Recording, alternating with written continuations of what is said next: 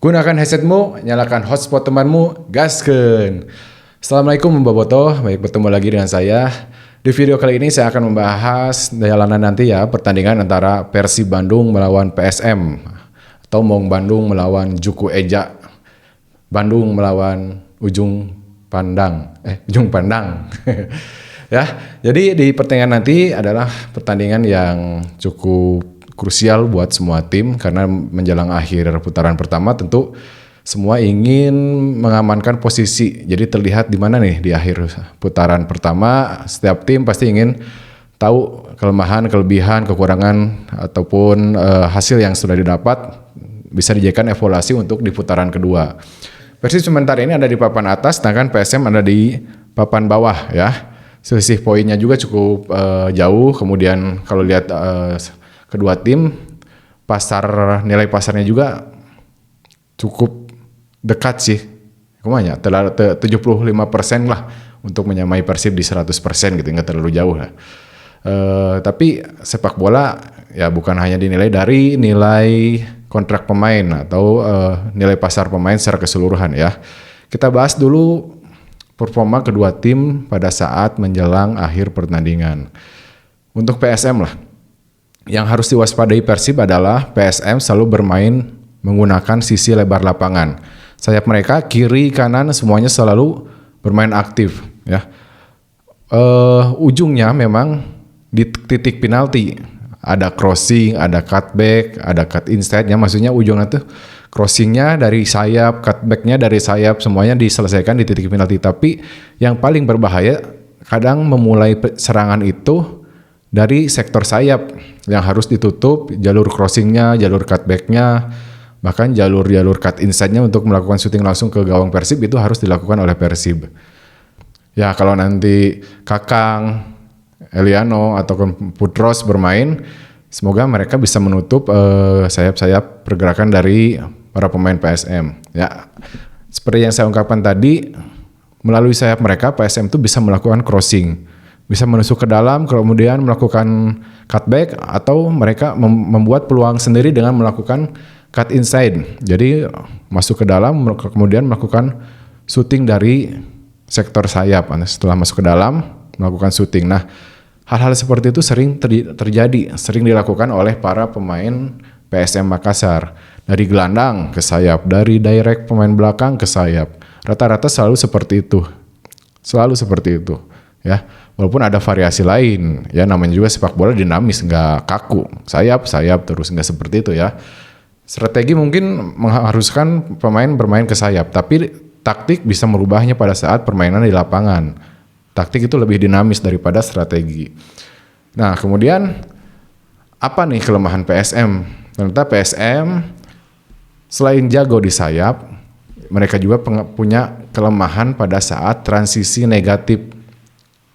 Ya, transisi negatif itu transisi dari menyerang ke bertahan. Ketika mereka gagal, Persib bisa memutus serangan mereka dalam kondisi open play, nggak harus out misalnya gitu kan. Kerebut bola dalam permainan terbuka, lakukan serangan balik cepat yang merupakan senjata dari Persib Bandung dalam beberapa musim terakhir. Kalau musim sekarang bukan hanya defend to counter, bukan cuma counter attack ya. Persib sekarang punya banyak variasi serangan dari lini tengah seperti kemarin Luciano ke Ramon kan itu terupas langsung dari tengah ke depan, nggak melalui sayap dulu. Tapi Persib sekarang banyak variasi. Nah, untuk bisa mencetak gol ke gawang PSM, Persib harus bisa memanfaatkan transisi yang cukup lambat dari PSM ini pada saat menyerang dan bertahan. Apalagi Persib sekarang punya para pemain cepat ya. Ramon udah mulai on fire, kemudian Baros punya kecepatan, Beckham walaupun main nanti, terus ada beberapa pemain lagi yang cukup cepat di depan, Sadil, itu bisa dimanfaatkan oleh para pemain, bahkan beberapa pemain yang gelandang juga nanti bisa muncul dari second line ya, bisa muncul ke lini depan. Apapun lah, saya yakin Persib musim ini banyak sekali taktik dalam penyerangan. Nah, kelemahan PSM itu tentu harus bisa dimanfaatkan dengan baik. Saya yakin pelatih, tim analis dari setiap tim dari Persib Bandung juga sudah mengetahui apa nih kelemahan kelebihan dari setiap tim yang akan dihadapinya. Tapi ada satu hal lagi yang harus diwaspadai oleh tim Persib Bandung. Persib jangan melakukan pelanggaran-pelanggaran di area sepertiga pertahanan Persib sendiri. Karena apa? PSM punya eksekutor tendangan bebas yang cukup bagus ya. Savio, kalau nggak salah yang pelontos itu ya, Savio. Itu tendangan bebasnya cukup bagus, berbanding terbalik dengan Persib ya. Persib kayaknya belum punya eksekutor tendangan bebas yang bagus di musim ini ya. Kalau dulu kan kita punya beberapa eksekutor bola mati, tapi untuk musim ini yang paling cocok memang ada Tom Hai, tapi jarang juga berbuah gol atau ya belum berbuah gol ya. Jadi mudah-mudahan lah dalam proses nanti ke depannya Persib memiliki eksekutor tendangan bebas yang selalu menjadi gol, minimal seperti Milian Radovic, Lorenzo Cabanas gitu kan. Enakeun jadi di kirina aya, di kanana aya, jarak jauhna aya gitu kan. Nyek nyobe gini kan 2007 tendangan bebasna roket pisan eta. Nah, kemudian yang harus diwaspadai Persib dari PSM selain dari serangan mereka dari sayap, Persib juga harus bisa mencegah mereka dari lini tengah dulu.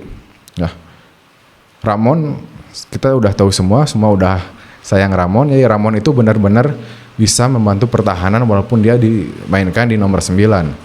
Jadi sekarang Persib itu semua pemain 11 pemain pada saat hilang bola benar-benar menjadi pemain bertahan.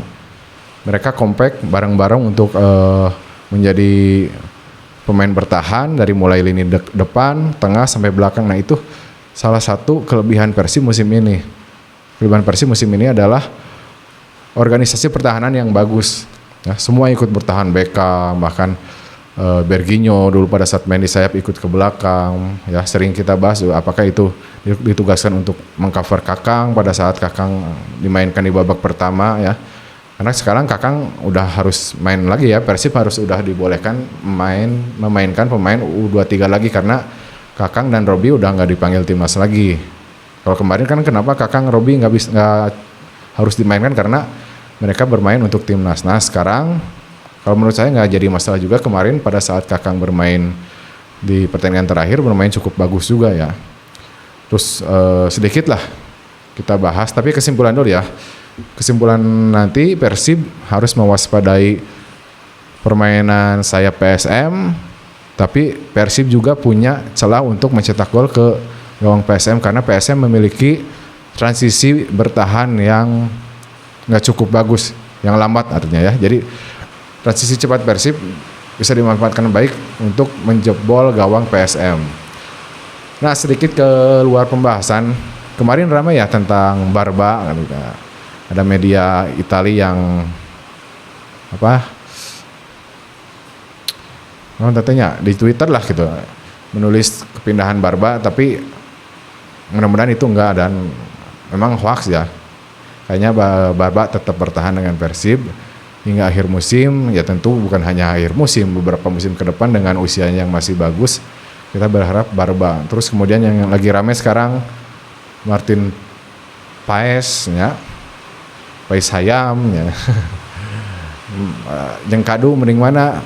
Kadu kiper biak, jeung Paes mending mana? Dek Paes dek Kadu. Betul? Ya mending Paes ya. Kalau misalnya itu kejadian ya luar biasa, apalagi katanya Joy Pelupesi juga masuk. Ya menambah kuat di Asia dan juga di Liga, apalagi Joy Pelupesi sama Martin Paes tuh bisa dimainkan di Liga juga karena masuknya sebagai pemain WNI ya, pemain nasional, bukan pemain asing.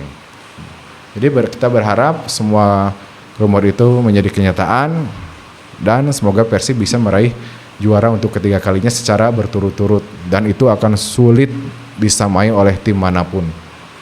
Insya Allah bakalan sulit ya. Jadi Persib bakal terus membuat rekor nih ke depannya. Ya itu aja Bobotoh, terima kasih. Semoga video ini bermanfaat. Assalamualaikum warahmatullahi wabarakatuh.